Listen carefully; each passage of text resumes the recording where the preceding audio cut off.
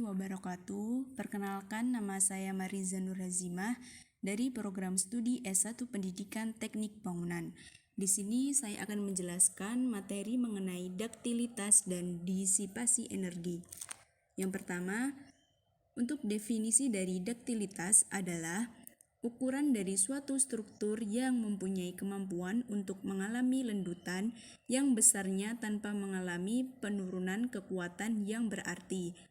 Sementara itu, duktilitas menjadi salah satu sifat dari material, yaitu pada struktur bangunan khususnya pada saat tulangan tarik terluar penampang mengalami leleh pertama.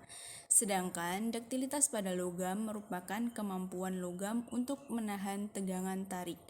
Berikut merupakan contoh ilustrasi dari duktilitas. Selanjutnya, duktilitas dapat diukur dengan regangan yang dialami oleh material sebelum patah, yaitu dapat dilakukan 3 uji. Yang pertama adalah uji tarik, yang kedua adalah uji tekan, dan yang ketiga adalah uji puntir. Selanjutnya, duktilitas dipengaruhi oleh 2 faktor, yaitu ada faktor internal dan faktor dari luar. Untuk faktor internal sendiri meliputi komposisi, ukuran butir, dan struktur sel.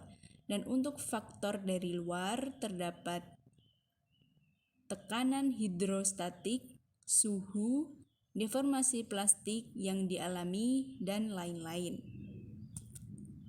Selanjutnya, terdapat studi kasus mengenai duktilitas. Dari perencanaan struktur bangunan gedung tahan gempa di Indonesia menjadi sangat penting karena wilayah Indonesia terletak di wilayah yang rawan gempa. Maka dilakukanlah penelitian di mana penelitian tersebut dilakukan evaluasi duktilitas dan kuat penampang struktur. Berikut merupakan ilustrasi dari studi kasus duktilitas. Selanjutnya untuk contoh soal. Tentukan nilai momen nominal Mn balok T seperti pada gambar di bawah ini. Digunakan beton mutu FC aksen sama dengan 20 MPa dan mutu baja FY sama dengan 240 MPa dengan tulangan sebesar 12 theta 25 sama dengan 5890 mm kuadrat. Untuk penyelesaiannya, anggap persyaratan lebar efektif dan yang dipengaruhi oleh nilai di atas, maka periksalah posisi sumbu C. C didapatkan 20.400 Newton per meter dikali A. Keseimbangan gaya horizontal didapatkan 1.413.600 Newton. Maka hasilnya adalah 69.294 mm. Selanjutnya, untuk materi yang kedua adalah disipasi energi. Untuk definisi dari disipasi energi adalah kemampuan struktur dalam menyerap energi melalui proses leleh pada daerah sendi plastis. Dalam merencanakan suatu struktur gedung tahan gempa yang bersifat ductile di daerah sendi plastik sehingga diharapkan terjadinya deformasi plastis sebelum keruntuhan. Jika struktur diberi beban siklik, maka energi yang diserap dalam suatu siklus pembebanan adalah jumlah dari energi yang diserap saat menerima beban tarik dan beban tekan.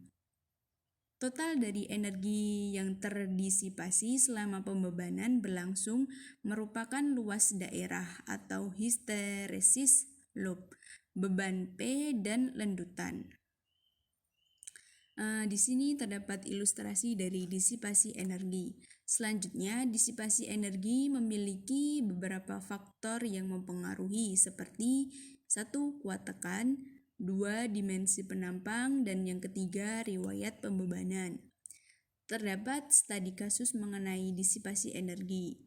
Di sini terdapat link geser pada sistem rangka baja berpengaku eksentrik merupakan elemen utama penyerap energi gempa yang direncanakan mengalami leleh pada seluruh pelat badannya.